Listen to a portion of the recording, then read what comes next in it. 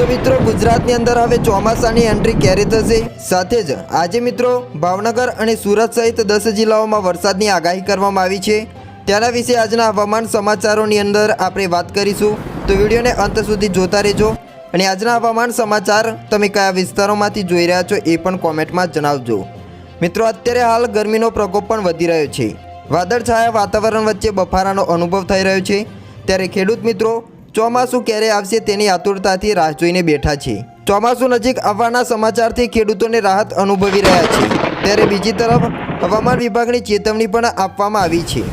રાજ્યની અંદર અમુક વિસ્તારોની અંદર હવામાન સૂકું જોવા મળી રહ્યું છે અને અમુક વિસ્તારોની અંદર વાદળછાયું પણ વાતાવરણ જોવા મળ્યું છે। દેશભરમાં હવામાનની પેટર્ન મિત્રો ફરી એકવાર બદલાતી જોવા મળી છે। કેરળમાં પહોંચ્યા પછી ચોમાસાએ મહારાષ્ટ્રમાં પ્રવેશ કર્યો છે। આગમનના નિર્ધારિત સમયની આસપાસ મિત્રો જોવા મળી રહ્યું છે।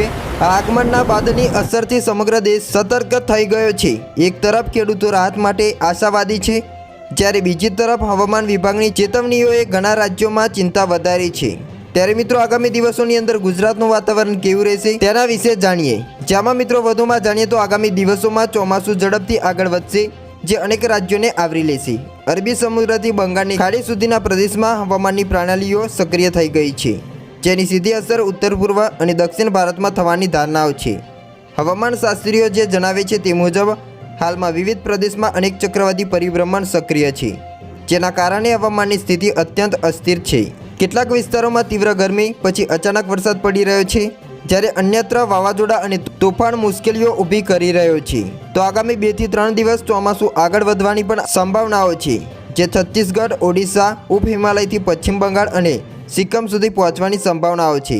ઘણા વિસ્તારોમાં પવનની ગતિની વાત કરીએ તો 70થી લઈને 80 કિલોમીટર સુધીનો મિત્રો પવન ફૂંકાતો જોવા મળી શકે છે, જેના કારણે વૃક્ષો ઉખડી પડવાનું પણ જોખમ છે અને વીજ પુરવઠો ખોરવાઈ જાય તેનો પણ ભય સતાઈ રહ્યો છે। હવામાન વિભાગની નવીનતમ આગાહી મુજબ ગુજરાતમાં આગામી 15 જૂન બાદ ગમે ત્યારે સત્તાવાર ચોમાસાનો પ્રવેશ થઈ જશે। ચોમાસું બેસે તે પહેલાં જ રાજ્યના અનેક વિસ્તારોમાં પ્રી મોન્સૂન એક્ટિવિટીના ભાગરૂપે જોરદાર વરસાદી માહોલ જોવા મળી શકે છે। વેધર મેપ પ્રમાણે આજે પણ મિત્રો 7 જૂને છોટાઉદેપુર, નર્મદા, સુરત, ડાંગ, તાપી, નવસારી, વલસાડ અને સૌરાષ્ટ્રના જિલ્લાઓમાં જેમ કે અમરેલી, ભાવનગર, ગીર સોમનાથ અને દીવમાં છૂટાછવાયા સ્થળોએ હળવાથી મધ્યમ વરસાદની આગાહી છે અને ગાજવીજ જોવા મળી શકે છે।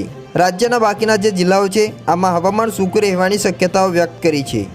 હવામાન વિભાગે વધુમાં જણાવ્યું છે કે હાલમાં અરબી સમુદ્ર અને તેની આસપાસ 2 શક્તિશાળી હવામાન સિસ્ટમ સક્રિય છે। આ ડબલ સિસ્ટમ સક્રિય થવાના કારણે આગામી 3 દિવસ સુધી સમગ્ર ગુજરાતમાં હળવાથી મધ્યમ તો અમુક વિસ્તારોમાં ભારે વરસાદની આગાહી કરવામાં આવી છે। આ સિસ્ટમની સૌથી વધુ અને વ્યાપક અસર જોવા જઈએ તો સૌરાષ્ટ્રના પંથકો છે અને દક્ષિણ ગુજરાતના જિલ્લાઓમાં છે એ મિત્રો જોવા મળી શકે છે, જ્યારે તેજ પવન અને ગાજવીજ સાથે વરસાદ ખાબકી શકે છે। ત્યારે બીજી તરફ રાજ્યના અન્ય ભાગોમાં વરસાદી માહોલ વચ્ચે પણ ગરમી અને અસહ્ય ઉકળાટનું પ્રમાણ યથાવત જોવા મળી શકે છે।